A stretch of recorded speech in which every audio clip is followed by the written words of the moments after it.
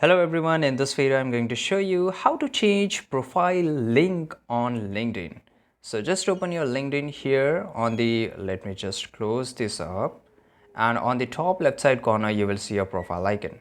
Click over here, open it up, click on view profile, and basically if I just want to change my URL, you have to just go and select on this pencil icon. Right here it is. Somewhere you can find the settings here, but in the latest version of LinkedIn, you will not find it. You have to just go back here and basically add section, and below add section, you will see the three dots. Click over here, right? And here you will see this about this profile, or click on add section.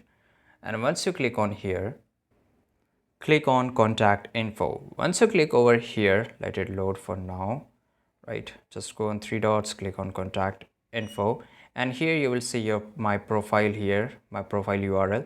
So I will just click on pencil icon, and here I can just change it, right? So if I just want to change, I can change it very easily. So this is how you can change. I hope you found this video very useful. Subscribe.